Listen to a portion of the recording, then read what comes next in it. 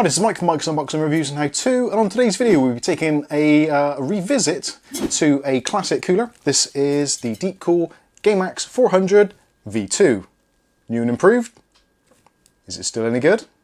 Let's find out.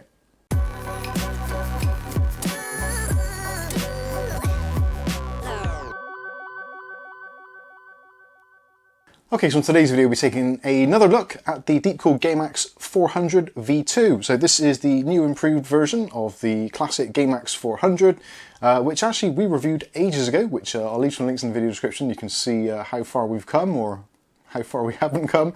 We're actually sat in the same place that we did the original review, so yeah, things haven't changed a great deal, but fortunately things for this particular cooler have.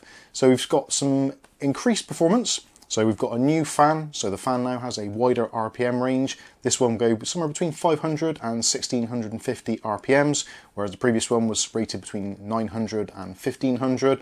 Also with that, we do have a slightly lesser noise profile. This one now will be somewhere in the region of like 27 decibels, whereas the other one rated at 30. And we've also got a slightly higher TDP. This one now supports up to 180 watts of processor power. TDP thing is, yeah, everyone measures it slightly differently, so do kind of take that with a grain of salt. We are going to be retesting this later on in the video with a Ryzen 9 3900, which is our popular test bench, which I think gives a pretty good result. And obviously, if you've got a lesser processor, you're going to get much better results. I think it's going to be interesting to see how well this actually does. Recently, we've been testing with a lot of 240mm AIOs and some sort of more expensive coolers. So yeah, taking this into consideration, this is actually very cheap at the moment. Generally, the retail price of this is somewhere in the region of about £29 here in the UK, but quite often on Amazon.co.uk we are seeing these reduced quite heavily. 50% is quite often seen, so £15. Recently it was actually on a really good offer for £9.99, and at that price I thought I had to take another look at it. So that's exactly what we're going to do. We're going to go through, do an unboxing, see what we get in the kit, see what's changed, see what's different. Do an installation on AM4 platform so you can see how easy or difficult it is to install now, get some test results, and then we'll come back at the very end with my final thoughts. So let's start off looking at the packaging. So as you can see, the packaging is kind of very similar, still very simplistic. It has been slightly modernised for 2020s. And as you can see on the front, we've got the Gammaxx 400 V2. So this is available in two colours. There is a blue version, so the fan itself is illuminated blue, and also there's a red version. So if you're Team Blue, good for you. If you're on Team Red, then there's an option for you also. There is actually a ton of different models in the 400 range with various types of RGB and addressable RGB, so there is pretty much something for everyone, and also there's a few silent versions as well. I'll link all of those in the video description below so you can check those out for yourselves and look at the pricing currently. On the side of the box goes into some of the specifications and some of the features. On the back of the box we've got a more in-depth section, and also it does show you there all of the different versions of the 400 which are currently available on the market, and some specific about the actual sizes, dimensions, etc. This is 155mm in height and weighs somewhere in the region of about 600 grams. So if you're planning to build a system and maybe ship it somewhere, being only 600 grams for a cooler is actually pretty decent and isn't going to give too much stress on the CPU socket. And also being 155mm tall means it's going to fit in with pretty much most micro ATX and ATX cases. But of course, as always, do make sure you measure before you install. So what do we get actually inside the packaging? So obviously, as you can see, we've got the cooler tower itself and the fan, which is pre-attached. We've also got some mounting hardware, which we'll take a deeper dive into shortly. And also we get the instruction manual, which actually has been simplified. The previous installation method for the original 400 did rely on spring clips for AM4 and AM3 and the push pins for the Intel sockets, whereas now they've kind of amalgamated it, and basically everything which is in the kit, apart from two metal brackets, are the same for both sockets, so whether you're Intel or AMD. As compatibility goes, we've got AM4 and obviously AM5 will be kind of rolled into that as well. AM3, AM3+, FM2, FM1, all those kinds of AMD sockets. On the Intel side of things, we've got a little bit less now. So we only have LJ1200, 11.5X, and that kind of thing. So if you're looking for LJ1700, the 12th gen or 13th gen Intel, sadly, as it stands at the moment, this does not cover that. So, but for 10th gen, 11th gen, it's going to be absolutely fine, and obviously slightly older processors as well. Classics like the 7700K, it's going to be absolutely fine. So let's take a look at the mounting hardware. So it all centers around the backplate. So this is for both Intel and AMD sockets, and it's clearly marked up which is which. This actually is a pretty nice thing in my opinion, so you don't have to use the standard AM4 backplate, you do remove that, and obviously with Intel you don't get a backplate, you just get those holes, so yeah, this is pretty good. It is plastic, so not the strongest, but certainly should be absolutely fine. Again, like I said, only 600 grams, so we're not putting a great deal of stress on the actual platform itself anyway. So that is used for the backplate. There's two sets of mountings. So for Intel, we've got these ones here, and these are attached by a single screw on each side. For AM4, very similar thing, so simple one hole on each side, attaches it, and it's nice to see that we've actually got this slotted section at the top here, so for the slight differences between AM3, AM4, etc., then you don't have to be too precise, it will fit quite easily. All the rest of the items are all universal across all the platforms, so there are the 4 mounting pillars or bolts. So these have got hex ends which actually lock into the back, so all you do is find out your appropriate processor. If you're using AM4, that just pushes in, so it locks into place, so when you're actually tightening up the bolts on the other side, very easy to do.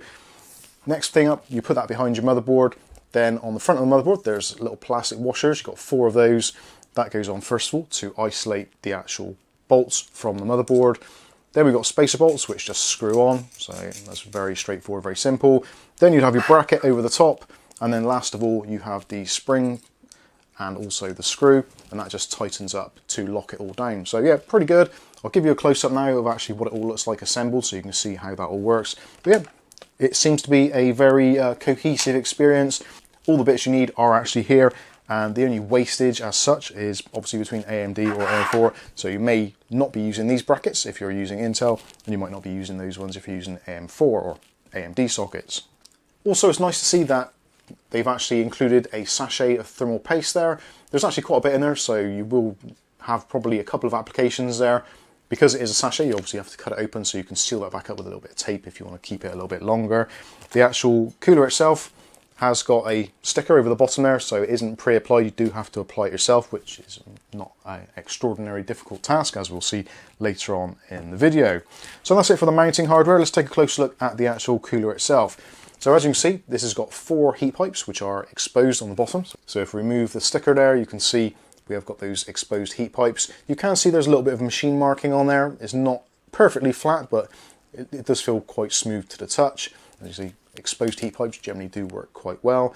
We've got quite a decent section on the bottom there, a nice solid lump of metal to absorb some of the extra heat, which isn't directly absorbed by the heat pipes themselves.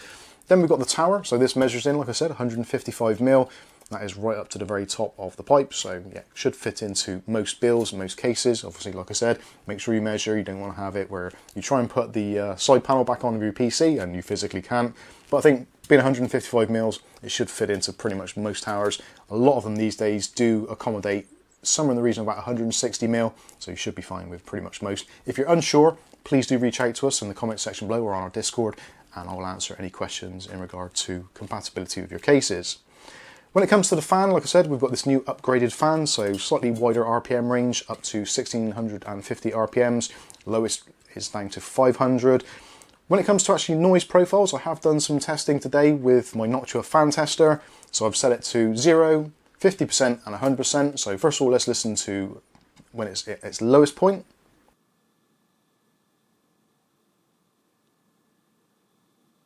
Now we're going to take it up to 50%.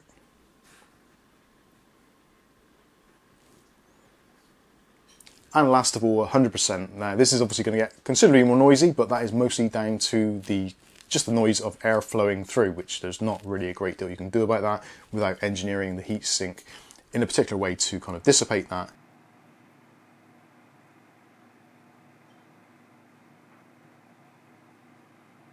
They have actually changed the design of the heatsink itself, so if we take a look at it, there are sections which have been chopped out, so there and there, and that is mostly for the actual mounting. So when you've got your AM4 brackets on, because they curve inwards, if these weren't cut out, you wouldn't physically be able to get a screwdriver into it, so it's nice that they've done that, chop that out and make it a little bit easier to use.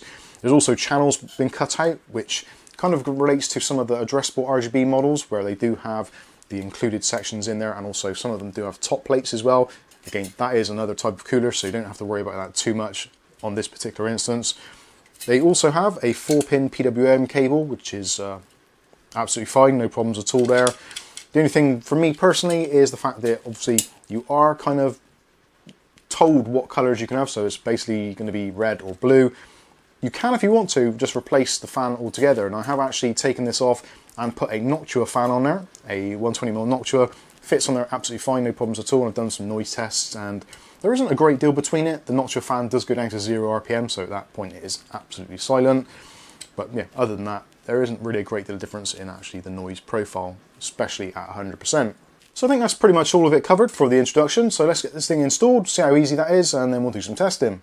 So this is our test platform. So we've got the Ryzen 9 3900 in there. So what we're going to do is, this has got the stock mounting brackets on. So what we're going to do is just take a cross-headed screwdriver, and there are 4 screws to remove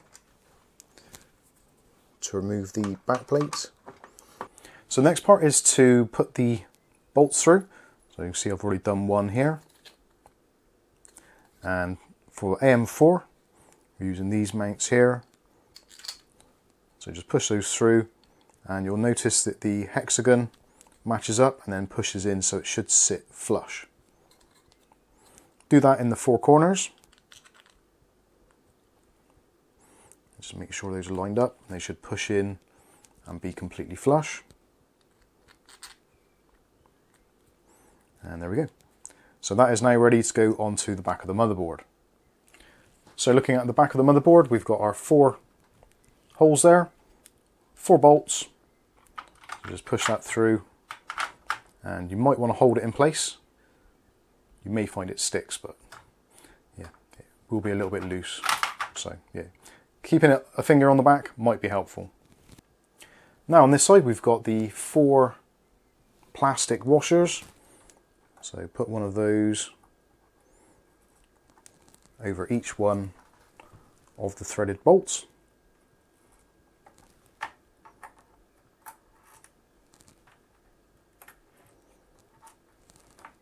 Next we'll be using these. These are the pillars. So we're going to put those over the 4 bolts.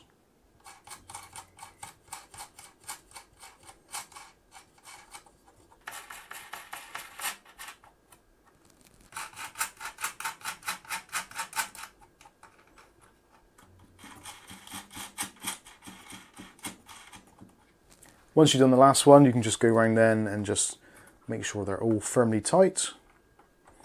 So that is this bit done. Now we can prepare the CPU cooler.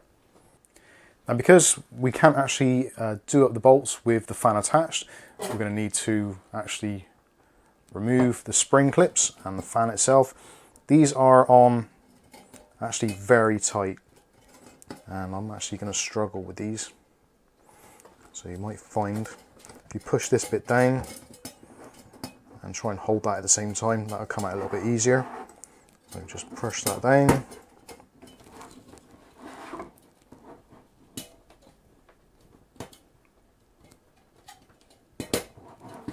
And there we go. Once that's released, the cooler will come away. Repeat that on the other side.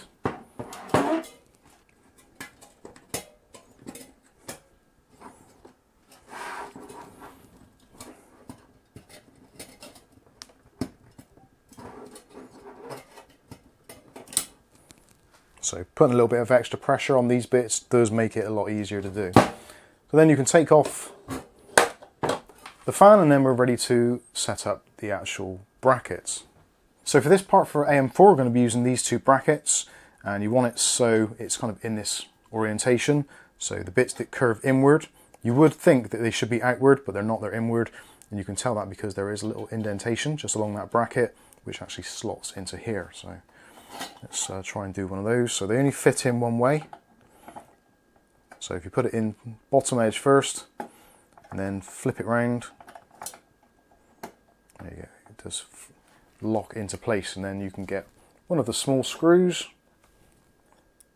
and get your cross-headed screwdriver again and just tighten that through.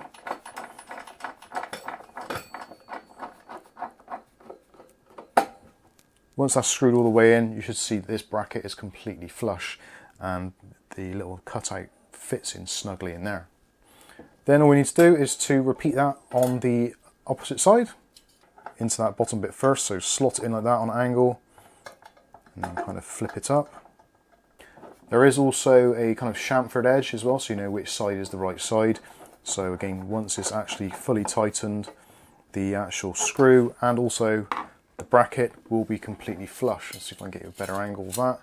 So you can see there, these screws are, as you can see, completely flush. So if they're sticking out, it means you've got these on round the wrong way. So while we're here, we might as well remove the coating from the bottom, exposing the heat pipes. And now we can get this ready to install. So we'll apply some thermal compound to the processor, and then we can put the tower over the top. So we've got our paste on, so what we can do now is to apply the cooler. So it does actually have a logo on it, which is there, Deepcool. So all we want to do is to just push this over the top of the 4 pins, which is actually quite difficult to do from this angle. I would actually suggest, if you're doing this for yourselves, probably best to actually have the cooler flat on a desk. Might give a little bit more chance of it not falling off. I'm going to get a couple of screws started just to hold it in place there. So we've got these little spring screws.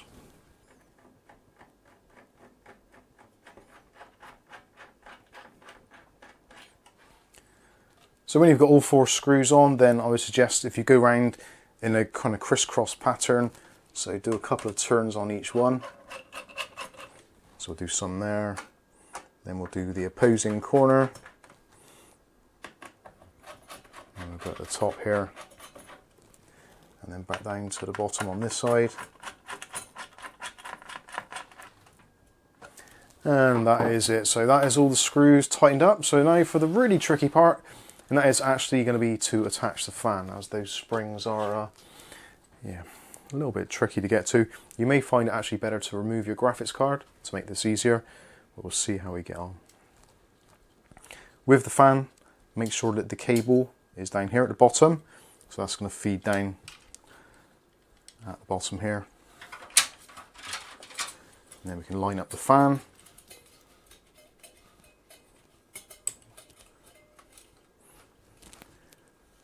And we'll pop the clips over the top.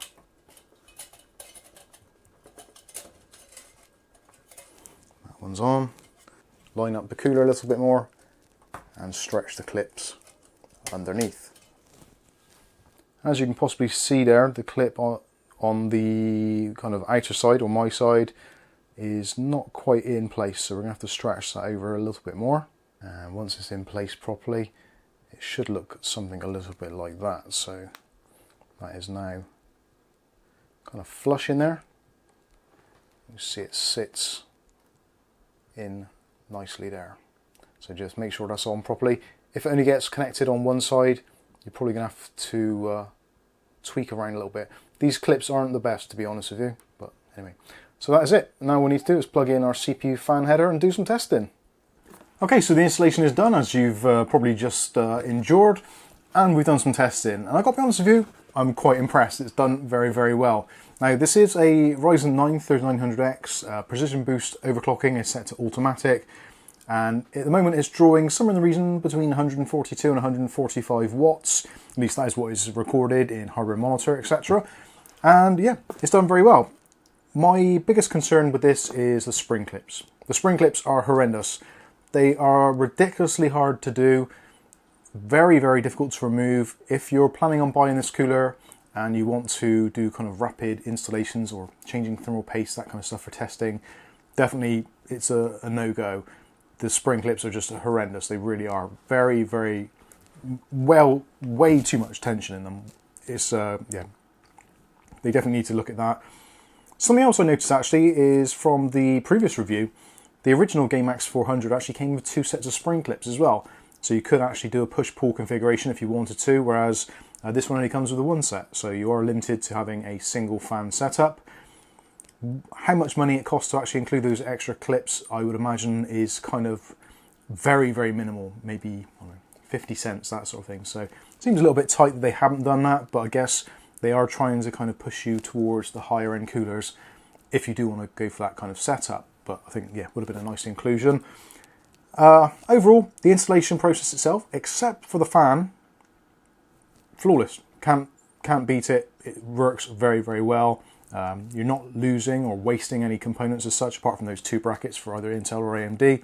All the rest of the fitting kit is just completely installed inside the PC, and it actually looks pretty nice.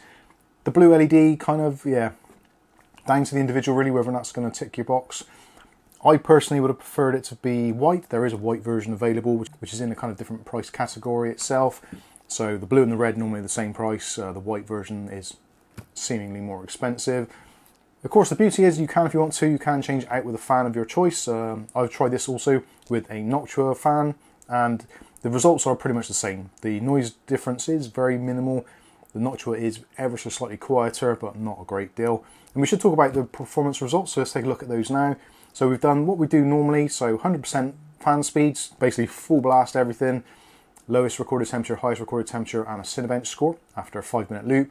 And then we do exactly the same thing again with PWM, with the custom curve. So we've got 20% at 20C, up to 60 degrees Celsius at 60%, and then we jump up to 100% at 70 degrees, which generally, because of the motherboard we're using, I've said this before, the Asus motherboard, because of how it reads the package temperature, it's generally a little bit lower. So it doesn't always reach that 100%, but it gets pretty close to it anyway.